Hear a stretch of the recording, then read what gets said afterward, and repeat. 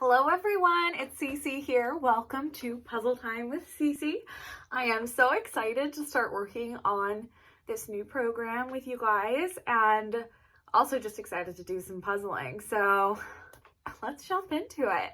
If you watched my week preview of the week, then in that video I did mention that this puzzle, the crossword puzzle that is within our Windsor Weekly Puzzle Challenge today, is actually from 1942. I wanted to read you guys the little insert that came with this particular crossword puzzle.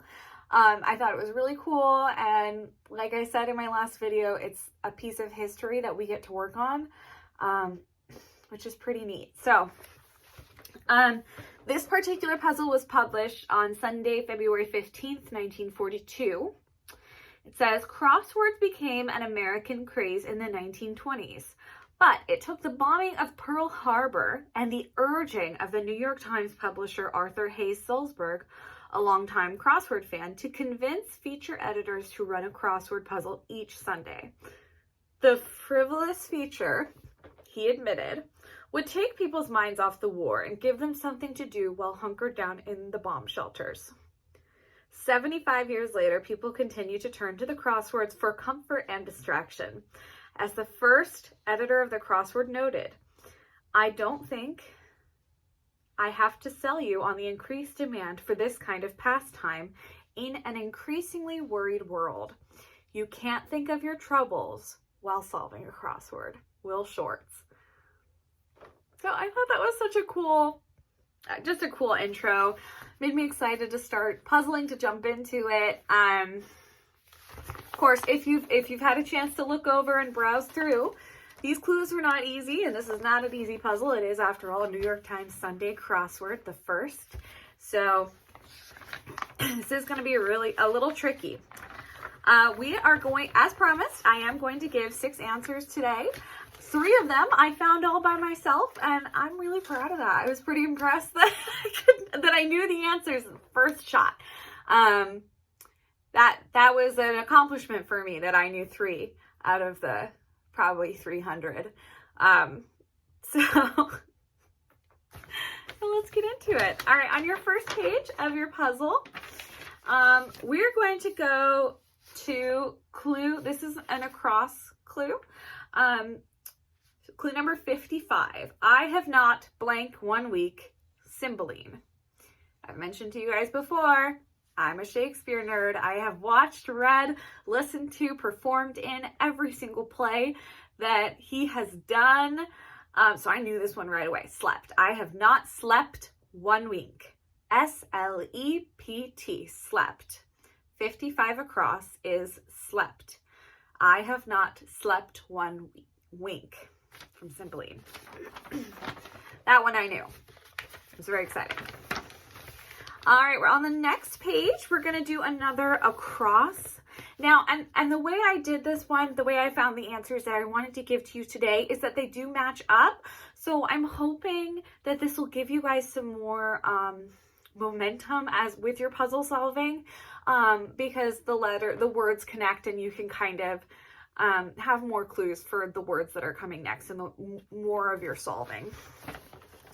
All right, on this, so we're going to go to 76 across.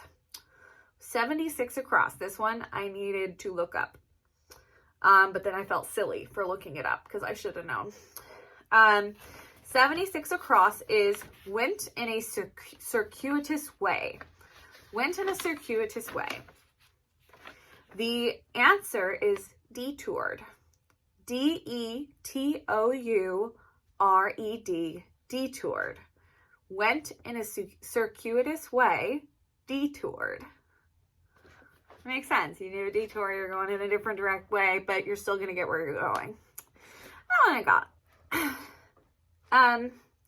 Next one is on that same page. We're going to go to 96 across. Revived is the clue. Revived. It is a 7-letter word for revived. The answer to this one is renewed. Revived, renewed, synonyms.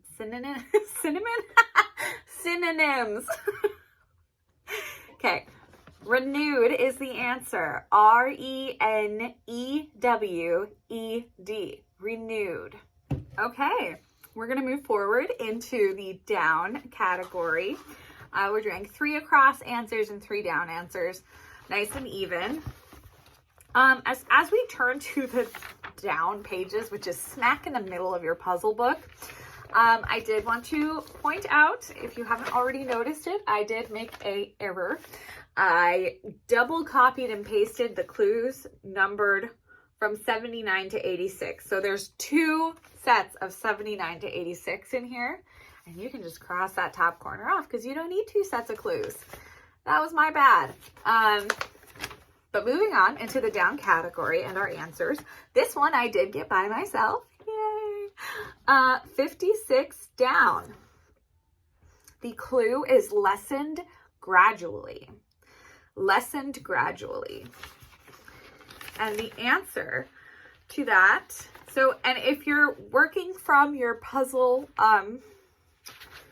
grid, then you would know that clue, the answer is going to start with the letter T, because it starts with the T that goes down from slept, the answer we gave a little bit earlier. So slept across, and then this one, lessened gradually, is going down.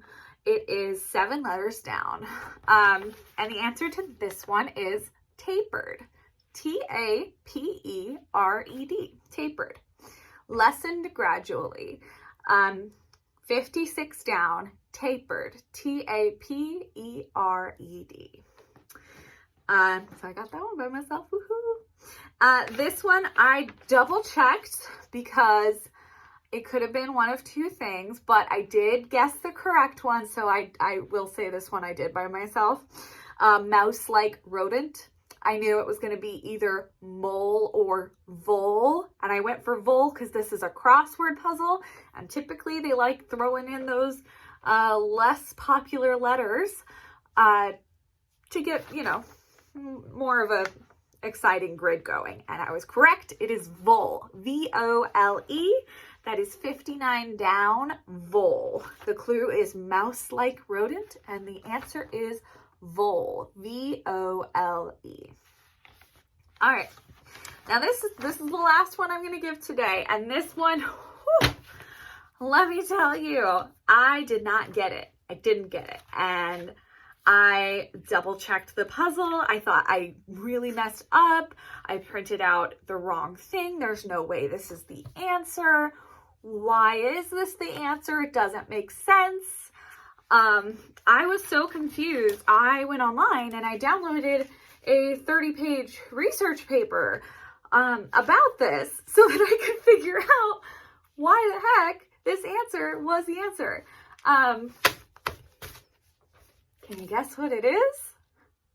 Probably not. We have way too many open answers right now. This is for 77 down. 77 down. The 77 down, and I picked this one again because it fits into the grid that we're currently working on. And I'll show you it now because we're doing our last answer. But 77 down, the clue is symbol of appeasement. Symbol of appeasement. And the answer is umbrella. See, 77 down. Umbrella. Now, I knew it was going to start with a U because of detoured, but I could not, I can't wrap my head around why umbrella would be a symbol of appeasement. So I looked up the history of the word. I looked up the Latin roots of it. I looked up everything, and everything I was reading was saying an umbrella is, this bowl-like shape that, protects you from the rain or the sun. It can be seen as, so if it's a company, your umbrella goes over all of these people, and these are the people you're under. It could be a way to explain that, but I couldn't find anything about why this would be a symbol of appeasement. So I went back. This puzzle was printed in 1942. So this is, and a lot of times crossword puzzles, you guys know this, crossword puzzles use a lot of pop culture and things that are going on, current events in their clues. That's how the writers come up with them, because it's something familiar. They don't want to make it too hard that you're not going to know what it is. So me doing this many years later with my young millennial mind, it's no wonder I don't understand. It's in a reference to a pop culture / current affairs incident that happened in 1938. So I did read all 35 pages of this. I've been here since 7 a.m. and this is what I've been doing. So I found this paper. This is from 20th Century British History, volume 27, number 3, printed in 2016, pages 357 to 388. I didn't print out all the pages, just the ones pertaining to umbrella. The title of this research paper is Neville Chamberlain's Umbrella, Object Lesson in the History of Appeasement. I'm going to tell you, I had to do some digging to find this. I really did. It was very difficult. I had to think about, okay, well, we know what was happening in 1942. Why would this be a familiar term? Historical events / umbrella, 1942, things like that. And appeasement, putting appeasement everywhere. So, I'm going to read you guys some highlights from this because I learned a lot, and I hope it's entertaining or interesting to you. I found it really interesting because it's not a story I've ever heard before, and maybe that shows some gaps in American education that I didn't know about this, but then again, this is kind of more of that pop culture underlying tone kind of propaganda stuff that was going on during World War I and World War II. So the umbrella object lesson, the whole beginning of it and why this became a popular thing and why this became a symbol in Britain of appeasement was because of the Munich crisis and agreement that happened on September 30th, 1938. So that was Nazi Germany, France, Italy, and the UK. The choice seemed, and this I read from a separate article about the Munich crisis and agreement. I'm not going to go into that because I'm here to talk about umbrellas. But the choice seemed to be between war and appeasement. And essentially all of the powers came and they agreed on Hitler's plan to kind of avoid war. So I'm going to read you guys some parts of this research paper that I found really fascinating. Throwing a spotlight on the material object of the umbrella can illuminate the popular dimension of these highly charged diplomatic events and offer some insight into how foreign policy was lived across the social spectrum and across borders. We can chart dramatic fluctuations in both mediated and visceral public opinion in the changing symbolic uses of the umbrella by politicians, by journalists, by cartoonists, and by consumers themselves. So Neville Chamberlain was the Prime Minister of the UK. So he was at the Munich crisis / agreement. You guys are free to correct me if I'm wrong. I'm literally learning all of this in the past 2 hours. So, but essentially, Chamberlain went to this Munich agreement. He was carrying an umbrella. He was known for carrying an umbrella. He was really well liked by many. He was adored by many, and also just many people just found him to be not strong, not a good enough leader, somebody who, he appeased Hitler is really what happened. And so there were two different sides. Obviously, with every politician, there's going to be people who love them and hate them. In some circles, his name was almost a synonym for peace. And one of the quotes from a newspaper that went everywhere, it was written by somebody in the Foreign Office, and they said, on his way to Munich, the savior of peace got quietly into his car, umbrella and all. So That was the key term, the key description that kind of started the whole umbrella journey. So it started there. Now some people associated the umbrella with, you know, peace and harmony and protection. It was protecting Britain. It was protecting Britain's sons from having to go off to war. And other people saw it as, you're so weak you couldn't get a sword or a gun, you're using an umbrella. You think that's going to protect you. So it was very, very controversial on his stance during this whole time.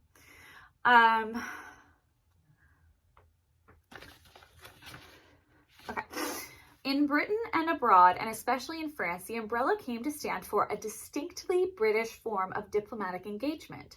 The Yorkshire Post asked, is there any other single object that could be turned so much into political symbolism?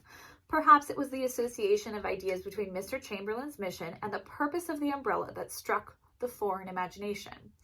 The umbrella has no bellicose connotations. It is a shelter, protection, originally against sun as well as rain.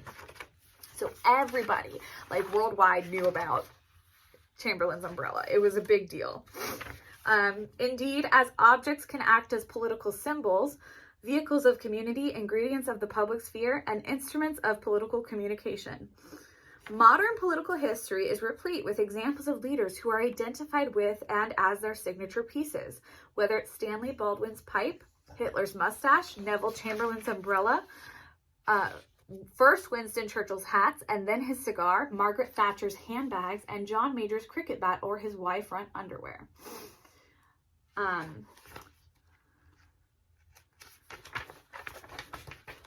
Political emblems are important for both crystallizing the image and message in the heat of political competition, and they are also serve as a vital mnemonic device in securing legacies for the longer term. For example, the design for the Chamberlain Toby jug is made up of his head as a cup and his umbrella as a handle.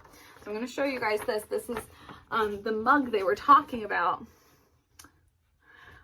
Or they call it a Toby jug, and I didn't do research on that because I knew I was going to fall down a rabbit hole and be researching for days with all these things I didn't know about. But Chamberlain's mug had, if you look here, this is the umbrella, his signature piece. So that became his signature piece, and it was associated specifically with Mr. Chamberlain. I'm going to flip forward a little bit because, like I said, this was a long thing. I did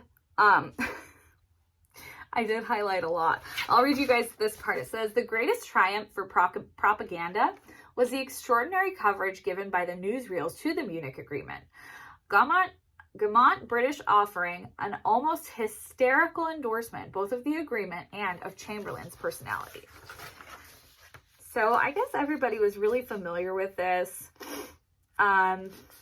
So Hitler actually did comment on Chamberlain's umbrella. He said, he was reported to have said after Chamberlain's departure from Munich, if ever that silly old man comes in interfering here again with his umbrella, I'll kick him downstairs and jump on his stomach in front of photographers. So everybody associated this guy with the umbrella. So how this kind of transitioned, though, into associating the umbrella not necessarily with Chamberlain, but associating the umbrella with appeasement. This is the transition here. The success or happy accident of Chamberlain's self-branding as the umbrella man was evidenced by the surge in popularity of all things umbrella form. The Munich crisis was packaged for sale in a number of ways, but for our purposes, the most remarkable manifestation of the collision of market forces with public support for peace at any price was branding, the product placement, and the conspicuous consumption of Chamberlain's umbrella. Appeasement trinkets were targeted at a mainly female market, and even more specifically at grateful mothers, suggesting the subtle ways in which appeasement was gendered and women identified and foreign policy domesticated. Frank Trentman has identified the rise of citizen consumers, a new identity forged in and for the free trade nation. These citizen consumers possess agency and are part of civic life, not just customers in a shop. Instead of a retreat from public life, consumption would foster civic participation and, over time, raise the quality of production. By the late 1930s, as women invested in the accessories of appeasement and adorned themselves with Chamberlain brand, by extension, they became accessories to appeasement, exercising political control through consumer choice. So, that's the story of Neville Chamberlain's umbrella and how the word umbrella became synonymous with appeasement. And that's something I never would have known if I didn't pick up this crossword puzzle and have to present it to you guys. Because if I didn't have to present it to you guys, I would have been like, I don't care. But I'm like, I don't know why this is. and there's probably a huge bunch of you that do and probably found that answer really simple. But culturally, and just generationally, it's not a term I ever grew up knowing as anything other than an umbrella. I didn't know who Neil Chamberlain was. I knew about the Munich Agreement, but not about its effect on British pop culture and how they shopped and everything. I do have a kind of a better idea of what how I would explain this to somebody else my age on what why umbrella means appeasement. I would call it a meme. A meme is a photo or a figure that is very familiar to people and that enough people have seen it that they know that this particular picture of this particular cat on this fence means annoyance or something like that. And that's internet culture for you, but that's what it is. And people see it and they know what that means. So that's what this umbrella became. It became a 1938 to, through the end of World War II, 1938 to 1948 meme about appeasement. And people could take it either way. People could say that it was, weak and childish and you think an umbrella is going to protect you from a real storm. And people thought it was a great symbol for protection and peace and appeasement. So yeah, I thought that was really interesting. So congratulations, you have all received a history lesson from a highly uncertified history teacher named Cecilia Sperry /Cece, who's in charge of activities here at Windsor. So, after all of this work that we have done so far, we have 6 answers on our crossword puzzle.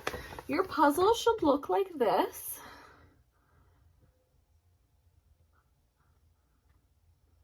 And I'm going to go over the answers one more time for you guys, okay? So, 56 across is slept. S-L-E-P-T, slept. 76 across is detoured. D-E-T-O-U-R-E-D,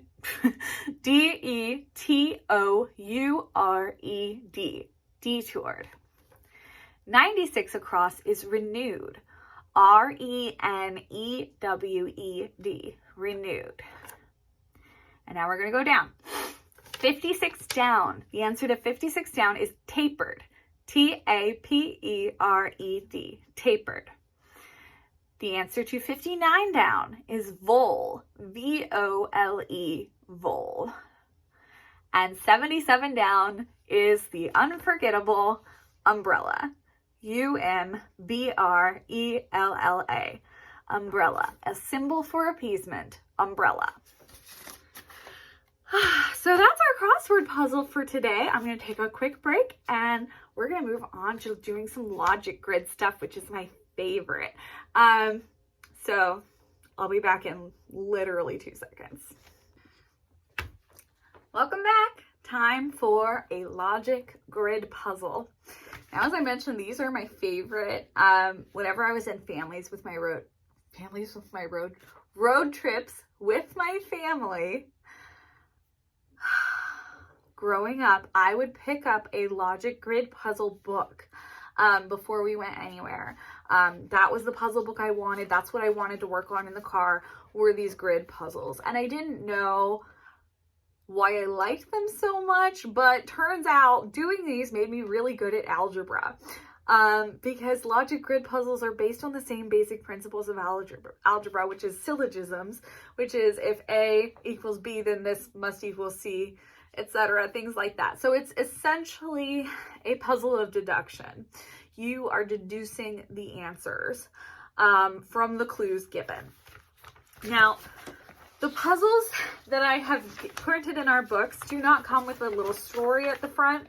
I typically don't like the stories. I skip them because I think they are unnecessary. They are unnecessary to the solving of the puzzle.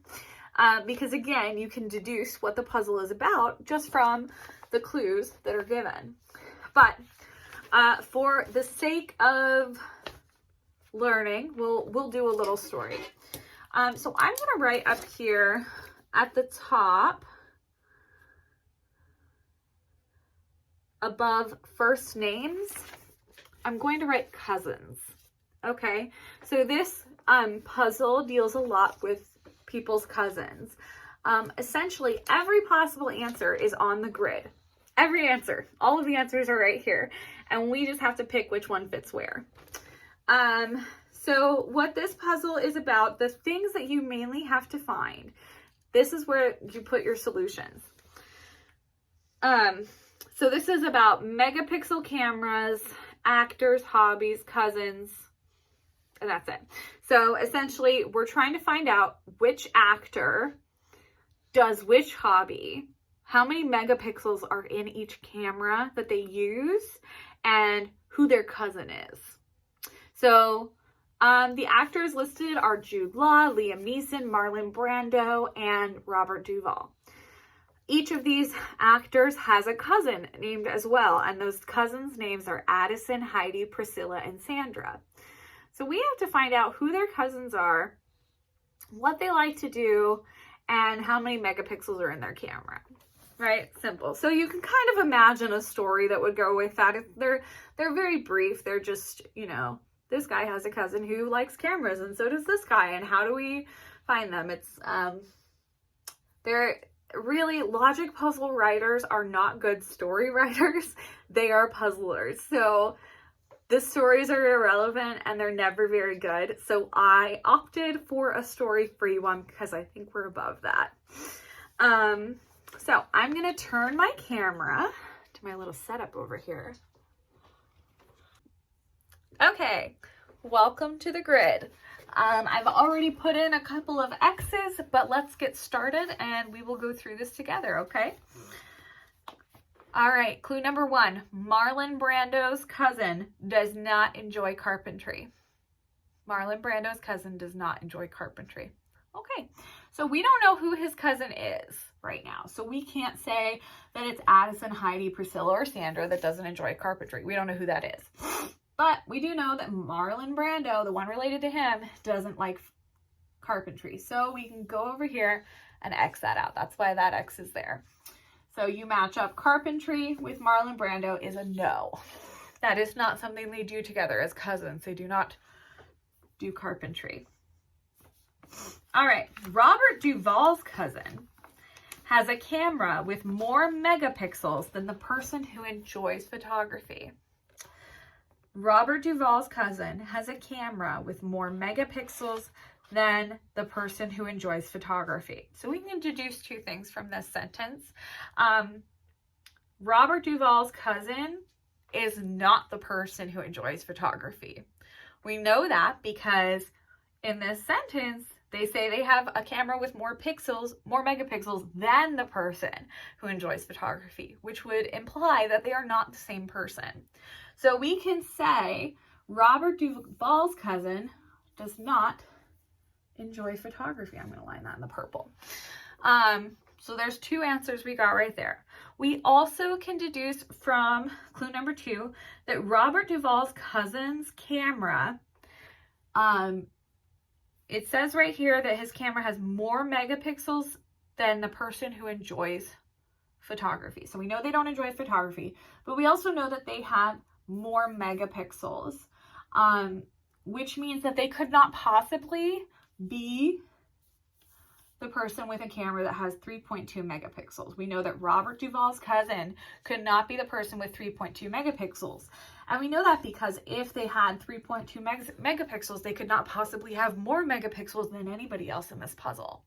So that's what we've learned from that clue.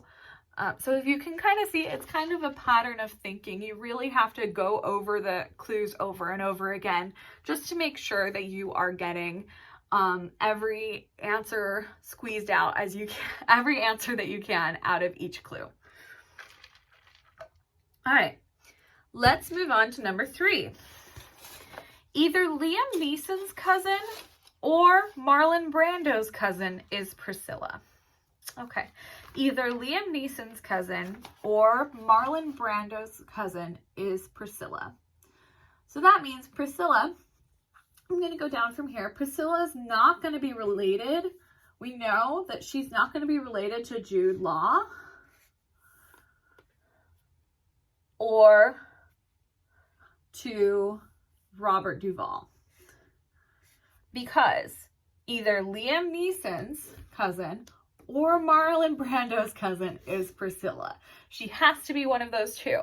So we can totally take out Jude Law. We can take out Robert Duvall, which is great. That helps. The more X's we get on here, the more quickly we can find our solution, which is who has what camera with what megapixel, what their hobby is, and who they're related to, who's their cousin.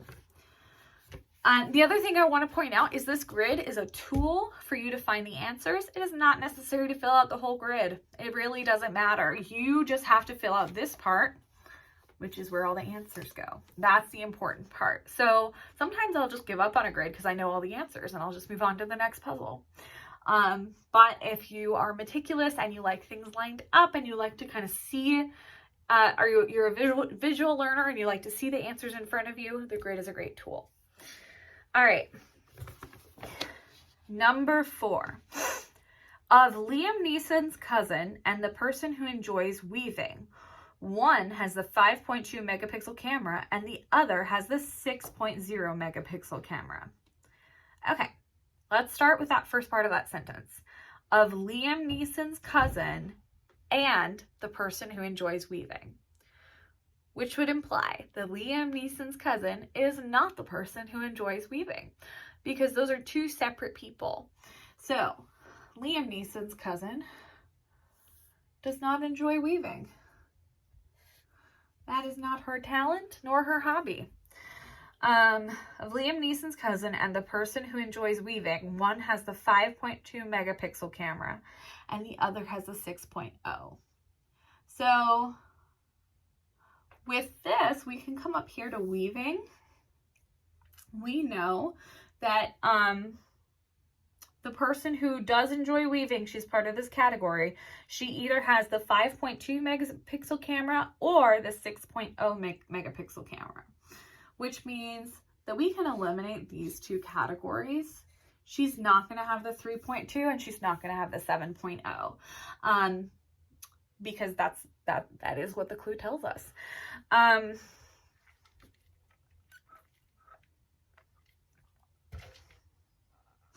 Of Liam Neeson's cousin and the person who enjoys weaving. Okay, so and then the other deduction we can make over here.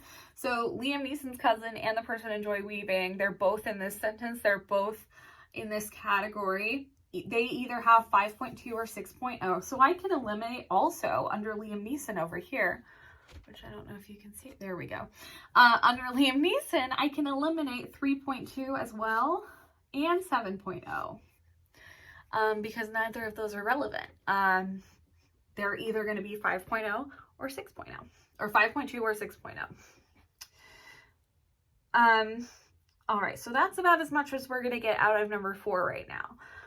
Let's go on to clue number 5. Marlon Brando's cousin has a camera with more megapixels than Addison. Marlon Brando's cousin has a camera with more megapixels than Addison. So that would imply that Marlon Brando's cousin is not Addison.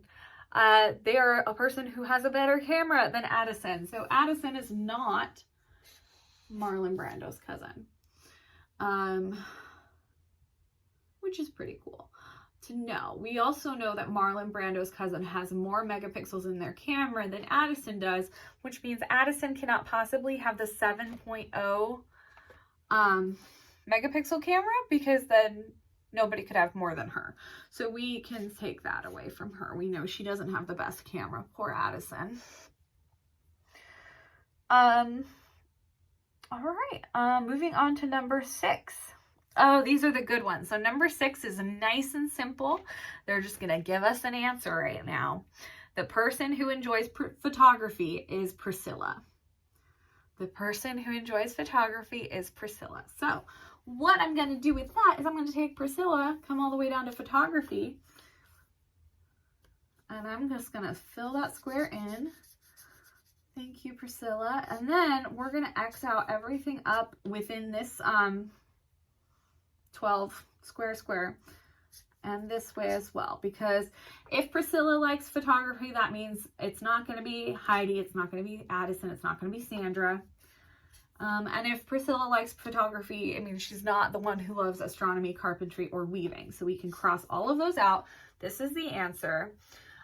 We don't know how many megapixels are in her camera yet, though, so I can't quite put her here. But I can say Priscilla. I'm just going to write it over here so I have loves photography. Those are the good ones. Nice and easy. Just a simple answer we've got right there. Okay. Jude Law's cousin, this is number 7. Jude Law's cousin does not enjoy astronomy, and she is not Addison. Jude Law's cousin does not enjoy astronomy. All right, Jude Law. So Jude Law's up here. We don't have anything for what his cousin likes to do, so I guess we can start there. She doesn't like astronomy.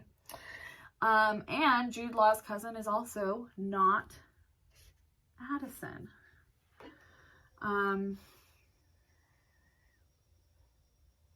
So that's it for that one. Moving on.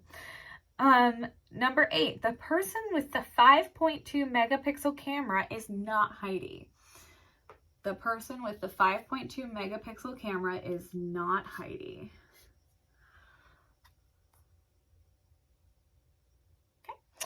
Okay. Number 9, Sandra isn't related to Robert Duvall and does not enjoy astronomy. All right, Sandra.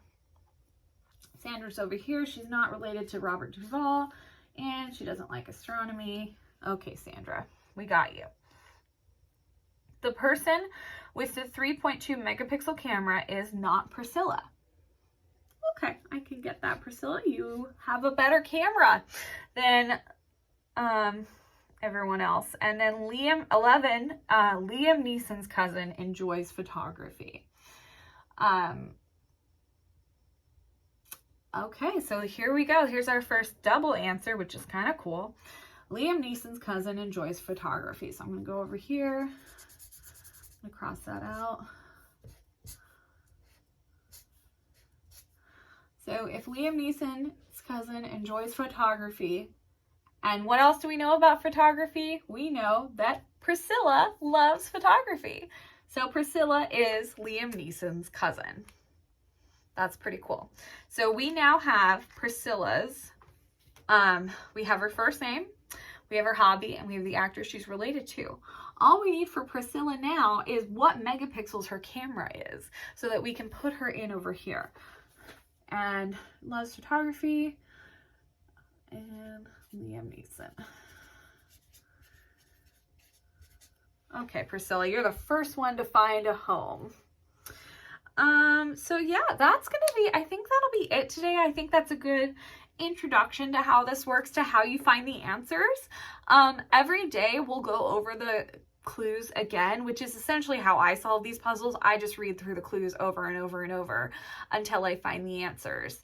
And along the way, when we fill out these squares and stuff, it'll get to the point where some of them, where, you know, maybe Jude Law, maybe the carpentry one will be crossed out. So our only answer left will be weaving, you know, and then we'll find the answer that way. So, There's a lot of different ways you can do this puzzle too. This is just my way of doing it. If you're interested in finding another way, there are videos on YouTube. If you mess up and need another copy, call the front desk and we'll let you know. I do not recommend using a marker for this. Use a pencil if you are a beginner, because there will be a lot of erasing if you're not familiar with how to do this. But thank you guys for coming and joining me on some puzzling. I really enjoyed this. I hope you did too. I hope you're having a wonderful Memorial Day and that you've enjoyed the content that we put up. I want to thank Emily. She did a lot of the editing for it. Ashley obviously played piano. And Gina Lisa did the filming. We have an incredible Life Enrichment team on board right now, and I'm very proud of all of them for all the work that they've been doing for the residents. So I'm just going to put that out there at the end of this video today. Thank you for joining me. I'll see you next time.